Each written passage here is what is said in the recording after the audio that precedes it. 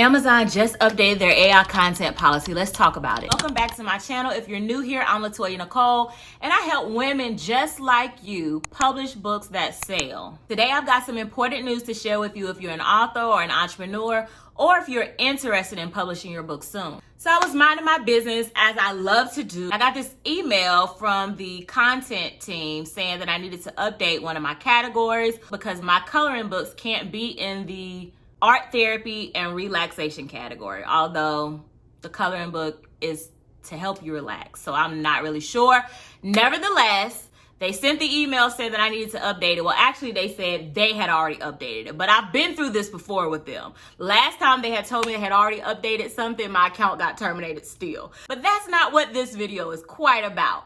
I'll make another video about that later. This video is about the recent updates to the AI policy. So after I got that email, I was going through all of my books to see what other books had relaxation categories so that I could update them. So while I'm going through my categories, I noticed this new section. And the new section said AI generated content. So I started reading it because I was like, this wasn't here before. So let's take a look. It said, Amazon is collecting information about the use of artificial intelligence tools in creating content. And then it has a drop down where it says, what is AI generated content? And then below it says, did you use AI tools in creating text, images, and or translations in your book? Yes or no? And of course it defaults to no. So I didn't really think anything else of it because I just was gonna leave it at no because none of my current information has AI generated content in it. But then I decided to check the yes box just to see what would happen. And I noticed that under the yes tab, if you do have AI generated, it asks you how much text. So it asks, is it some sections with minimal or no editing, some sections with extensive editing, entire work with minimal or no editing, entire work with extensive editing. And then under images, it asks you the same questions, a range of from one or a few AI generated images to many AI generated images with extensive editing. And then under translations, it asks the same thing, ranging from some sections to the entire work having extensive editing.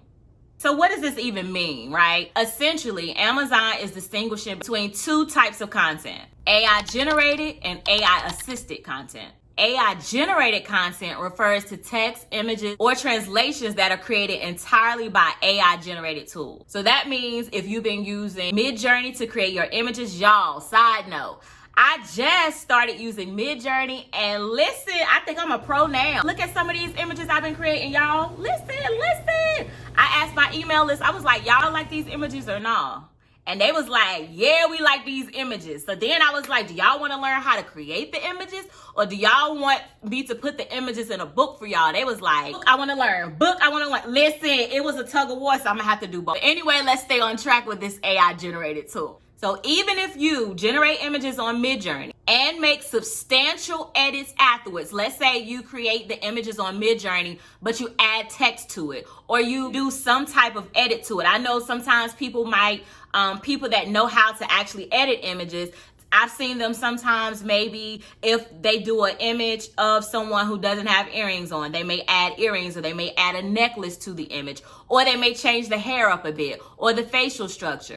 Any of those edits that you make on AI generated content is still considered AI generated. So you will want to check yes, where KDP asks, did you use AI tools to create these? Now, on the other hand, AI assisted content is content that you create yourself, but you just use an AI tool to assist you in creating it. So in this video here, I showed you how you could use ChatGPT to come up with an outline for your coloring book. But just because you use ChatGPT to help you with the outline of your coloring book, your original works are still not created by AI. So you do not need to disclose that you use AI tools for that type of content.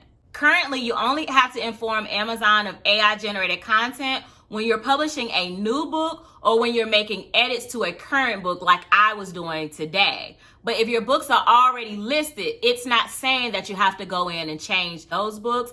It only says at this time that you have to make edits to new books that you publish or to books that you've made edits to. One of the main reasons this new update is so important is because the responsibility falls on you as the author. Let's say, for example, if you've been getting your coloring pages from third-party resources, when you get coloring pages from third-party resources, sometimes you do not know if AI was used to create those images. So you're always going to want to read the description or something in the terms and conditions to see if AI was used to make that specific image or content that you would be using in your book. Or if you went somewhere like Fiverr and had someone create it for you, you want to ask them to make sure so that you know if you're going to need to check that yes box when you go to upload or edit your book. So you just want to make sure that whoever you're using is upfront with you and transparent with you about how they're creating those images for you. To wrap things up, just make sure you know the difference between the two types of AI content, which Amazon calls AI generated